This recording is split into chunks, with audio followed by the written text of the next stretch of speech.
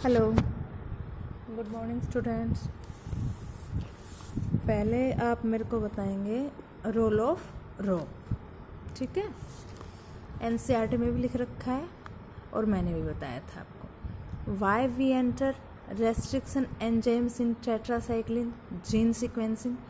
जो PBR 322 में tetracycline resistance की जीन सीक्वेंसिंग है, उसमें हमने क्यों एंटर किया था रेस्ट्रिक्शन एंजाइम, है ना, और कौन सा किया था। इसके बाद थर्ड क्वेश्चन है, what do you mean by insertional inactivation. Insertional inactivation बताया था ना कल, उससे आप क्या समझते हैं। बेटा नहीं समझ आए तो कोई बुक नेट की हेल्प लेने के बजाय आप मेरे से पूछ लेना एक बार, है ना। Source of TI and RI plasmid, इनके सोर्स क्या है, TI प्लाज्मिड का और RI प्लाज्मिड का। जो RI प्लाज्मिड का मैंने एग्रोबैक्टीरियम राइजोबियम लिखा था ना, राइजोजीन आएगा बेटा, राइजोजीन, ठीक है। नाउ अगला टॉपिक है competent host for transformation with recombinant DNA। मतलब हमें क्या करना है, रिकम्बिनेंट DNA को ट्रांसफ़र करना है होस्ट सेल, ठीक है। प्लांट सेल है, एनिमल सेल है, बैक्टीरिया सेल है। इसके लिए हमें उस होस्ट सेल को कॉम्पिटेंट करना पड़ेगा, मजबूर करना पड़ेगा कि DNA इसके अंदर चला जाए। आपको चूंकि पता है कि DNA हाइड्रोफिलिक मॉलिक्यूल होता है, वाटर लविंग मीन्स, है ना, और हमारी सेल मेम्ब्रेन लिपिड और प्रोटीन से बनी होती है, समझ रहे हो। तो हाइड्रोफिलिक मॉलिक्यूल है तो ये सेल मेम्ब्रेन से पास नहीं हो पाएगा। तो क्या करना पड़ेगा, हमें बैक्टीरियल सेल को कॉम्पिटेंट करना पड़ेगा। कैसे करेंगे, सेल को हम ट्रीट करेंगे concentration of divalent cation calcium के साथ। कैल्शियम की कंसंट्रेशन के साथ उसको हम ट्रीट करेंगे, जिससे DNA की एंटर होने की एफिशिएंसी इंक्रीज हो जाएगी। कैसे, क्योंकि जो सेल वॉल है, ये सेल वॉल है बेटा, ठीक है। और जैसे ही हम इसको कैल्शियम डाइवेलेंट कैटायन कैल्शियम के साथ ट्रीट करेंगे तो इसके पोर्स खुल जाएंगे, ठीक है। और जैसे ही पोर्स खुलेंगे ये इसके अंदर एंटर कर जाएगा, समझ रहे हो आप। किसके साथ, डाइवेलेंट कैटायन कैल्शियम के साथ एफिशिएंसी इंक्रीज होगी, DNA एंटर कर जाएगा। सेल वॉल में तो एंटर कर गया, अब क्या आ गई, सेल मेम्ब्रेन। सेल मेम्ब्रेन से एंटर करने के लिए हम क्या करेंगे, रिकम्बिनेंट DNA है उसको आइस में रखेंगे। आपको पता है सेल मेम्ब्रेन लिक्विफाइड होती है ना, और जब इसको आइस में रखेंगे तो ये सॉलिडिफाई होने की कोशिश करेगी या सॉलिडिफाई हो जाएगी, ठीक है। जैसे ही सॉलिडिफाई होगी हम इसको उठा के रख देंगे 42 डिग्री सेल्सियस टेम्परेचर पे, मतलब एकदम हीट सोक देंगे इसको, है ना, एकदम हाई टेम्परेचर। और जैसे ही हाई टेम्परेचर पे आएगी सेल मेम्ब्रेन, क्या होगी बेटा, इसके पोर्स खुल जाएंगे। जैसे ही हाई टेम्परेचर पे आएगी इसके पोर्स खुल जाएंगे, पोर्स खुलते ही DNA एंटर कर लेगा और हम इसको सेल मेम्ब्रेन को फिर से इस बैक्टीरिया को उठा के आइस में रख देंगे, ठीक है। आइस में उठा के रखते ही फिर से पोर्स क्या हो जाएंगे, बंद हो जाएंगे, और तब तक हमारा रिकम्बिनेंट DNA अंदर जा चुका होगा। एकदम से हाई टेम्परेचर पर ले जाना इसको हीट सोक बोलते हैं, ठीक है। ये मेथड्स हो गए कि हमने DNA को एंटर करवा दिया। सबसे पहले सेल वॉल के लिए कैल्शियम डाइवेलेंट कैटायन कैल्शियम के साथ ट्रीट करेंगे, इससे DNA की अंदर जाने की एफिशिएंसी इंक्रीज हो जाएगी और पोर्स के द्वारा सेल वॉल से अंदर एंटर कर जाएगा। सेल मेम्ब्रेन से एंटर करने के लिए हम इसको क्या देंगे बेटा, हीट सोक देंगे, पहले आइस में फिर हीट सोक, और आइस ये टेम्परेचर ध्यान रख लेना, ठीक है। इसके बाद एक और मेथड होता है बेटा, ये इलेक्ट्रिक शॉक देना भी। जैसे ही सेल मेम्ब्रेन को इलेक्ट्रिक शॉक दिया जाएगा इसके पोर्स खुल जाएंगे, और जैसे ही इलेक्ट्रिक शॉक को हटाया जाएगा इसके पोर्स बंद हो जाएंगे, ठीक है। यहाँ तक बात समझ आई। इसके बाद है micro injection. Micro injection, RDNA is directly injected into the nucleus of an cell. इसमें क्या करते हैं, रिकम्बिनेंट DNA को माइक्रो इंजेक्शन के द्वारा, नैनो टेक्नोलॉजी है बेटा, जिन सेल्स को हम देख नहीं पाते उनके इंजेक्शन को कैसे देख पाएंगे, है ना, माइक्रोस्कोप की हेल्प से इन माइक्रो इंजेक्शंस के द्वारा न्यूक्लियस के सेल के न्यूक्लियस में डायरेक्ट रिकम्बिनेंट DNA को इंजेक्ट कर दिया जाता है, ठीक है। अनदर मेथड, दूसरा मेथड क्या है बेटा, सूटेबल फॉर प्लांट्स सेल। ये प्लांट सेल के लिए इफ़ेक्टिव होता है और ये एनिमल सेल के, ठीक है।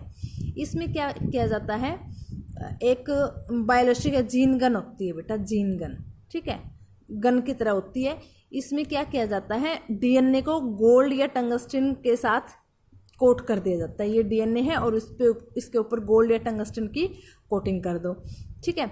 अब इसको क्या करो, हाई वेलोसिटी के साथ जो माइक्रो पार्टिकल्स हैं गोल्ड और टंगस्टन के, जिसके ऊपर हमने डीएनए की कोटिंग की है, गोल्ड और टंगस्टन के पार्टिकल्स है उसके ऊपर डीएनए की कोटिंग कर दो, माइक्रो पार्टिकल्स है, और फिर उनको क्या करो बेटा, हाई वेलोसिटी के साथ एंटर करवा दो प्लांट सेल में, ठीक है। प्लांट सेल में क्या होती है बेटा, सेल वॉल होती है और जो कि हार्ड होती है, इसलिए हम जीन गन से उस और ये माइक्रो पार्टिकल्स की बम्बार्डिंग करवा के उसके अंदर डीएनए को एंटर करवा सकते हैं, ठीक है। ये माइक्रो इंजेक्शन था, ये जीन गन और बायोलॉजिस्टिक्स इसका दूसरा नाम है, इसकी हेल्प से, ठीक है। एक और मेथड है बेटा डिसआर्म्ड पैथोजन, जो मैंने कल बताया था आपको। मतलब पैथोजन है हमें पता है, जैसे रेट्रोवायरस एनिमल्स के लिए, और टीआई प्लाज्मिड या एग्रोबैक्टीरियम टूमीफेसियंस, ये आपको पता है प्लांट और एनिमल सेल के लिए क्या है, पैथोजन है। लेकिन हमने उसको डिसआर्म कर दिया, मतलब उसके डीएनए को तो इनएक्टिव कर दिया और हमारा जीन ऑफ इंटरेस्ट उसमें डाल दिया, ठीक है। Which when allowed to infect the cell transfer the rDNA into the host, और वो अपने आप ही प्लांट सेल या एनिमल सेल को इन्फेक्ट करेगा, लेकिन हमने उसमें अपना रिकम्बिनेंट डीएनए डाल रखा है ना, तो इसलिए इस बार वो प्रोटीन्स बनेंगे जो कि हम चाहते हैं। समझ आ रही है बात? ये तीनों मेथड ध्यान रखना। इसके बाद है कि आरडीएनए टेक्नोलॉजी को कौन फैसिलिटेट करता है, मतलब कैसे होती है रिकम्बिनेंट डीएनए टेक्नोलॉजी। इसमें बेटा स्टेप्स होते हैं जो स्पेसिफिक सीक्वेंस में है, आपको सीक्वेंस ध्यान रखनी है मेनली, है ना। रिकम्बिनेंट डीएनए टेक्नोलॉजी में क्या क्या किया जाता है, सबसे पहले हम क्या करेंगे, डीएनए या जेनेटिक मटेरियल को आइसोलेट करेंगे, निकाल लिया, ठीक है। फिर उस डीएनए की क्या करवाएंगे, फ्रेगमेंटेशन, ब्रेक करेंगे उसको, जो पार्ट हमें चाहिए उसकी, किसके द्वारा करेंगे, रेस्ट्रिक्शन एंडोन्यूक्लियस के द्वारा, है ना। फिर रेस्ट्रिक्शन एंडोन्यूक्लियस से काट दिया हमने, फिर उसको क्या करेंगे, जेल इलेक्ट्रोफोरेसिस करवाएंगे, है ना, और वहाँ से हम डिजायर्ड डीएनए फ्रेगमेंट को आइसोलेट कर लेंगे। Ligation of the DNA fragment, अब जो डीएनए फ्रेगमेंट हमने निकाल लिया, जीन ऑफ इंटरेस्ट हमने निकाल लिया, अब उसको लाइगेट करवा देते हैं। लाइगेट मतलब जोड़ देते हैं डीएनए फ्रेगमेंट को वेक्टर में जोड़ देते हैं उस डीएनए फ्रेगमेंट को, ठीक है, लाइगेज एंजाइम की हेल्प से। और लाइगेज एंजाइम फॉस्फोडाइस्टर बॉन्ड बना के उसके साथ अटैच हो जाएगा, ठीक है। अब रिकम्बिनेंट डीएनए को होस्ट में ट्रांसफ़र कर देंगे। ये स्टेप्स है, सबसे पहले हमने डीएनए को आइसोलेट किया था, फिर उसको जो फ्रेगमेंट हमें चाहिए वो हमने क्या करवाया था, कट करवाया था, किसके द्वारा, रेस्ट्रिक्शन एंडोन्यूक्लियस के द्वारा, ठीक है। फिर जेल इलेक्ट्रोफोरेसिस करवा के इल्यूशन मेथड था ना वो, जिससे हमने डीएनए फ्रेगमेंट को, जो हमें चाहिए था डीएनए फ्रेगमेंट, उसको हमने निकाल लिया था। फिर डीएनए फ्रेगमेंट को लाइगेज एंजाइम की हेल्प से वेक्टर के साथ अटैच कर दिया जाता है ना। अब हमारे पास चूंकि बन गया है वेक्टर के डीएनए के साथ हमने हमारा डीएनए फ्रेगमेंट जोड़ दिया है, तो क्या बन गया, वो रिकम्बिनेंट डीएनए बन गया। अब रिकम्बिनेंट डीएनए को हमने होस्ट में ट्रांसफ़र करना है, ठीक है। अब होस्ट में ट्रांसफ़र हो गया तो उस होस्ट सेल की कल्चरिंग करवा लो मीडियम में, ज़्यादा स्केल पे, तो कि हमें जो प्रोडक्ट चाहिए वो हमें ज़्यादा से ज़्यादा मिल सके। ये रिकम्बिनेंट टेक्नोलॉजी के स्टेप्स हैं, स्पेसिफिक सीक्वेंस ध्यान जरूर होनी चाहिए, ठीक है। सबसे पहले हम करते हैं आइसोलेशन ऑफ जेनेटिक मटेरियल। आपको पता है कि बेटा सभी ऑर्गेनिजम्स में जेनेटिक मटेरियल क्या होता है, डीएनए होता है। कुछ वायरसेस होते हैं जिनमें जेनेटिक मटेरियल आरएनए होता है, और वायरस को हम लिविंग थिंग मानते भी नहीं है, अब मानने लग जाएंगे लेकिन, है ना। Cut DNA with restriction enzymes, it needs in its pure form free from other macromolecules. देखो बेटा इसमें स्टेप तो हमने बता दिया कि हमने डीएनए क्या करना है, कट करना है वहाँ से, है ना, किसकी हेल्प से, रेस्ट्रिक्शन एंजाइम की हेल्प से। लेकिन हमें डीएनए प्योर फॉर्म में चाहिए, और आपको पता है डीएनए के साथ हिस्टोन, प्रोटीन्स, आरएनए सभी चीज़ें होती हैं, मतलब ये चीज़ें होती है, लेकिन हमें डीएनए चाहिए प्योर फॉर्म, समझ रहे हो। DNA enclosed in membrane, we have to break the cell open to release DNA with macromolecules. DNA आपको पता है मेम्ब्रेन के अंदर होता है, इसके लिए हमें सेल को ब्रेक करना पड़ेगा ताकि डीएनए को और इसके साथ जो प्रोटीन्स हैं, लिपिड्स हैं, इनके साथ आ जाए, कोई दिक्कत नहीं, ठीक है। पहले हमें सेल को ब्रेक करना पड़ेगा, ठीक है। कैसे करेंगे? ट्रीट बैक्टीरियल सेल, प्लांट और animal tissue with enzymes. Bacterial cell किससे बनी होती है? पॉलीसेकेराइड से। प्लांट सेल किससे बनी होती है? बैक्टीरियल सेल वॉल पॉलीसेकेराइड से, प्लांट सेल वॉल सेलुलोज से, और फंगाई सेल वॉल किससे बनी होती है? काइटिन से। और एनिमल सेल में तो सेल वॉल होते नहीं है ना। तो इनको एंजाइम से ट्रीट करेंगे ताकि इनकी सेल डिजोल्व हो जाए, डाइजेस्ट हो जाए, ब्रेक हो जाए, ठीक है। बैक्टीरियल सेल वॉल को लाइसोजाइम एंजाइम के साथ ट्रीट करेंगे। कौन से के साथ? लाइसोजाइम। प्लांट सेल को सेलुलोज और पेक्टिनेज दोनों के साथ करेंगे। एनसीईआरटी में सिर्फ सेलुलोज दे रखा है, लेकिन पेक्टिनेज भी जरूरी है क्योंकि मिडल लेमेला होता है ना और पैक्टिन से बना होता है, तो उसके लिए पैक्टिनेज एंजाइम होता है जो उसको डिजोल्व कर पाएगा, डाइजेस्ट कर पाएगा, ठीक है। तो प्लांट सेल वॉल को डिजोल्व करने के लिए, डाइजेस्ट करने के लिए, ब्रेक करने के लिए सेलुलोज एंजाइम, और फंगस की सेल वॉल के लिए काइटिनेज एंजाइम, ठीक है। अब ये तो हो गए, सेल वॉल ब्रेक कर ली, लेकिन डीएनए के साथ जो आरएनए है उसको भी रिमूव करेंगे। कैसे? आरएनए को रिमूव करेंगे राइबो न्यूक्लियस एंजाइम की हेल्प से। RNA can be removed by treatment with ribo nucleus enzyme, okay. Proteins को कैसे रिमूव करेंगे? प्रोटीएज एंजाइम से। किससे? प्रोटीन्स को प्रोटीएज एंजाइम के साथ ट्रीट करके रिमूव कर देंगे। लिपिड को, सेल मेम्ब्रेन, लिपिड्स को कैसे करेंगे रिमूव? लाइपेज एंजाइम से। कौन से एंजाइम से? लाइपेज एंजाइम से, ठीक है। अब बेटा हमने इसको ट्रीट कर लिया ना, अब इसके बाद क्या है? डीएनए अपनी प्योर फॉर्म में आ गया, डीएनए अपनी प्योर फॉर्म में आ गया।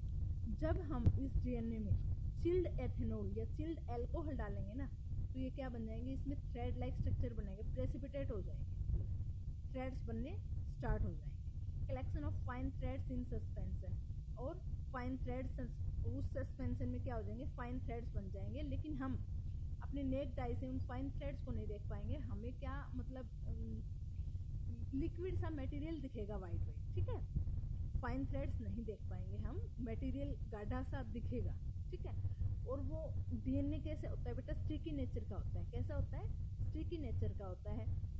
और उस जैसे टेस्ट ट्यूब है, इसमें वो डीएनए के थ्रेड्स बन गए हैं, मैं ये रोड डालती हूँ, उसके अंदर ऐसे ऐसे घुमाती हूँ, उसका स्टिकी सरफेस है डीएनए का, इसलिए इसके ऊपर पूरा चिपक के बाहर आ सकता है, ठीक है। और इस प्रोसेस को हम बोलते हैं स्पूलिंग। डीएनए को सेपरेट कैसे करेंगे? DNA that separates out can be removed by spooling, spooling के द्वारा। स्पूलिंग मैंने क्या बताया? टेस्ट ट्यूब में प्रेसिपिटेट डीएनए है, हम उसके अंदर रोड डालेंगे, रोड डालते ही ऐसे इसको घुमाएंगे, घुमाते ही वो थ्रेड्स क्या होंगे बेटा? स्टिकी नेचर के, तो इससे अटैच हो जाएंगे, और अटैच हुआ है हम ऐसे सेपरेट कर सकते हैं उसको, और इस प्रोसेस को बोलते हैं स्पूलिंग, ठीक है। यहाँ तक कोई दिक्कत? Now cutting of DNA at specific location. अब हमें डीएनए को क्या करना है बेटा? कट करना है, लेकिन स्पेसिफिक लोकेशन से, यानी कहीं भी कट करना है ना। Restriction enzyme digestion are perform by incubating by purified DNA with restriction enzyme. आपको पता है हमने पहले डीएनए को क्या किया था? इंक्यूबेट किया था, उसको प्योरीफाई किया था। अब उसको रेस्ट्रिक्शन एंजाइम से क्या किया था बेटा? कट करना है, ठीक है। फिर कट करने के बाद क्या करेंगे? एग्रोस जेल इलेक्ट्रोफोरेसिस करवाएंगे। नेगेटिवली डीएनए चार्ज, डीएनए पे कैसा चार्ज होता है? नेगेटिवली। किसकी तरफ मूव करेगा? पॉजिटिवली चार्ज, पॉजिटिव इलेक्ट्रोड की तरफ, है ना। क्या नाम है उसका? एनोड, ठीक है। और हम वहां से उस क्या कर लेंगे? फ्रेगमेंट को सेपरेट कर लेंगे, निकाल लेंगे, और इस मेथड को क्या बोलेंगे? इस प्रोसेस को क्या बोलेंगे? इल्यूशन। ध्यान है ना। अब वेक्टर डीएनए के साथ भी हमने यही करना है भाई, उसके डीएनए को भी लेना है, रेस्ट्रिक्शन एंजाइम, उसी रेस्ट्रिक्शन एंजाइम से कट करवाना है जिससे हमने हमारे gene of interest of DNA को काटा था, ठीक है ना। क्यों? क्योंकि सेम सीक्वेंस चाहिए ना, ताकि उनके स्टिकी पेयर एंड से स्टिकेंड्स मिल्स के और जाके आपस में अटैच हो सके। Cut source DNA as well as the vector DNA with specific restriction enzyme. हमें सोर्स डीएनए भी और वेक्टर डीएनए भी दोनों एक ही restriction enzyme, specific restriction enzyme से कट करना होगा, पता है ना बेटा। फिर दोनों को मिक्स कर देंगे, मिक्स करके लाइगेज एंजाइम उसके अंदर डाल देंगे और फिर क्या बन जाएगा, हमारा रिकम्बिनेंट डीएनए बन जाएगा। ठीक है, क्या बन जाएगा, हमारा रिकम्बिनेंट डीएनए बन जाएगा। और हमने बनाना क्या है, रिकम्बिनेंट डीएनए ही तो बनाना है। तो रिकम्बिनेंट डीएनए टेक्नोलॉजी में ये सभी स्टेप्स इन्वॉल्व होंगे और ऐसे हमारा रिकम्बिनेंट डीएनए तैयार हो जाएगा। ठीक है, अब हमने क्या करवाना है, एम्प्लीफिकेशन करवानी है जीन ऑफ इंटरेस्ट की। किसका यूज करके, पीसीआर यूज करके। पीसीआर को किसने डेवलप किया, लिख भेजना बेटा। ठीक है, पीसीआर की फुल फॉर्म है polymerase chain reaction, polymerase chain reaction. और ये कहाँ पे किया जाता है, पीसीआर थर्मल साइक्लर में किया जाता है।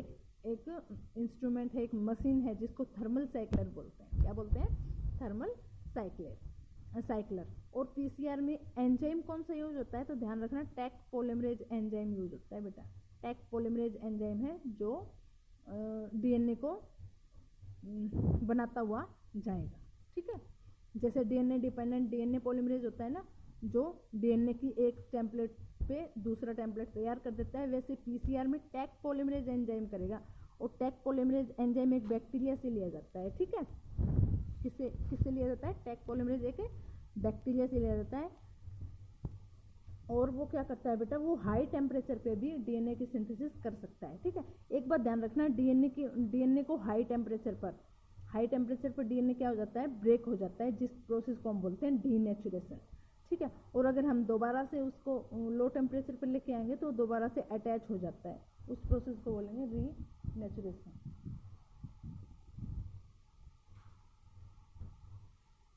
Multiple copies of gene of interest is synthesized in vitro using 2 sets of primer। अब जीन ऑफ इंटरेस्ट की मल्टीपल कॉपी तैयार करनी है विट्रो में। क्या लेंगे हम, 2 प्राइमर्स लेंगे। प्राइमर मतलब ओलिगोन्यूक्लियोटाइड के होते हैं, जो प्राइमर